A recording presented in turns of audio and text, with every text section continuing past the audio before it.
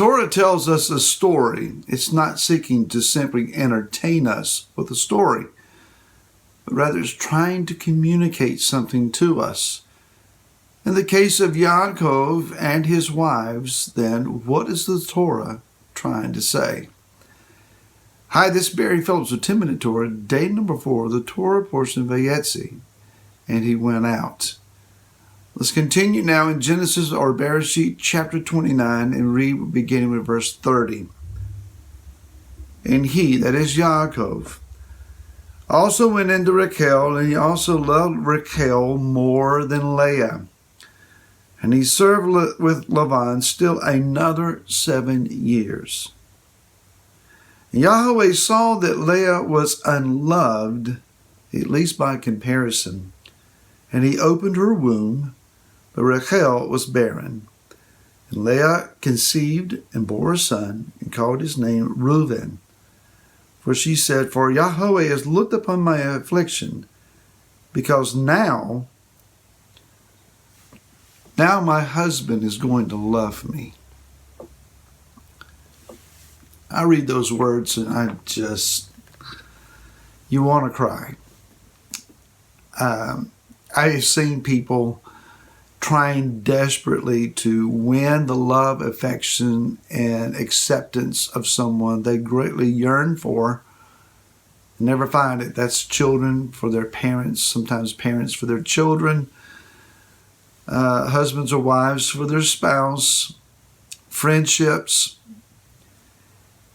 People are looking for affirmation and for acceptance. And here we're talking about the bride of Messiah in particular. We're talking about then the body of Messiah.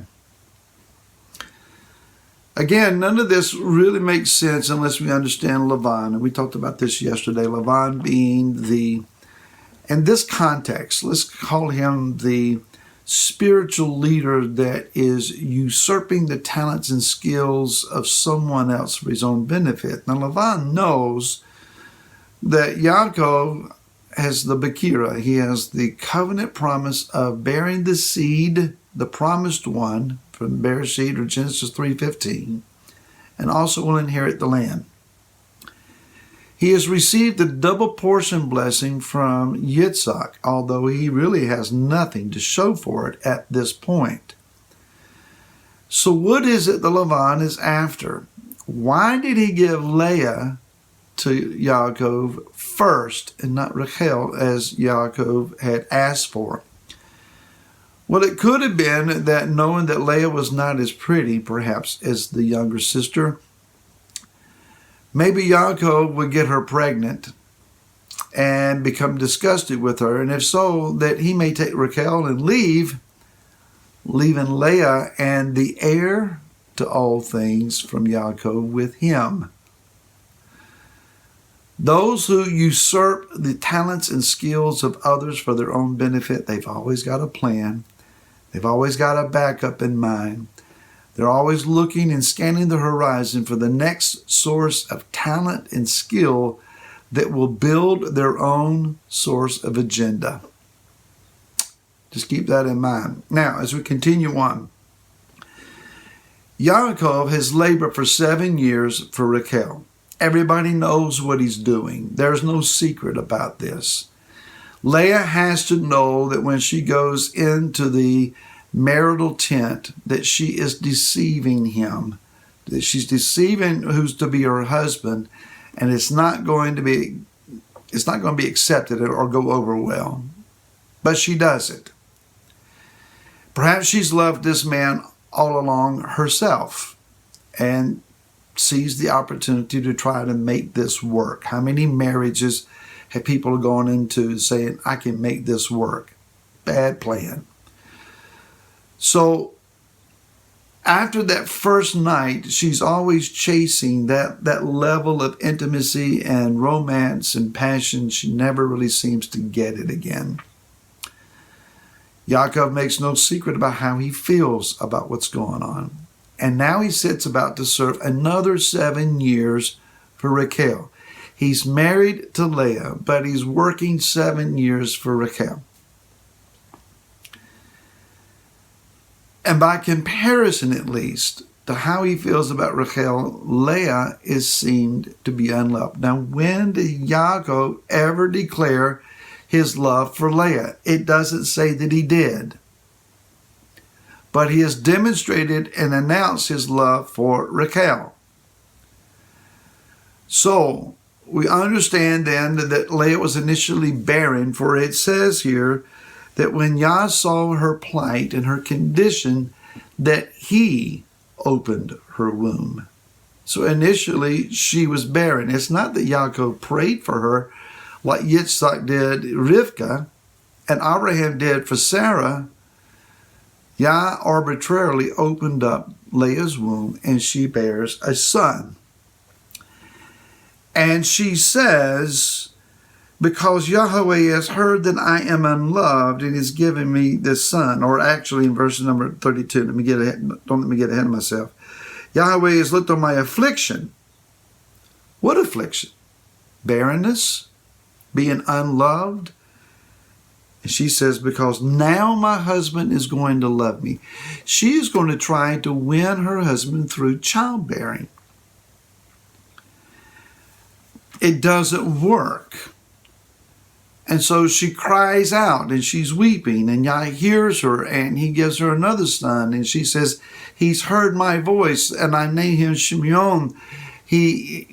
To hear, Yah has heard me. She bears another son, Levi. And it says here in the text that his name was called Levi. Who named him? Did she or did Yaakov? But she claims a connection with Yah. Yah is on my side. And she conceives again. She bears a son. She says, this time I will praise Yahweh. She names him Yehuda. Yehuda from the Yad, from both hands. With one hand I reached up and with the other hand I praise him. Two-handed praise. There is elements of the body of Messiah that you're not the super attractive bunch. You're not the most skilled bunch of people. You're lacking in what it might seem to be to draw the large crowd. And you're crying out and you're looking for fruit bearing and you're getting one here and one there and so forth. And you believe that Yah is on your side. But in your mind, you never seem to measure up to the Rachel group. There's always a group down the road somewhere else that has the more charismatic leadership and pastoral skills and better facilities and better music program, and they just gather them in hand over fist. That's not always the case. In the next chapter, chapter number 30, Rachel says to Yaakov, basically, and this is my Phillips translation, for all of the beauty that Yah has given to me, he's not given me any children. And if you don't give me a child, Yaakov, I'm going to die. Yaakov is saying, it's not up to me. I'm trying.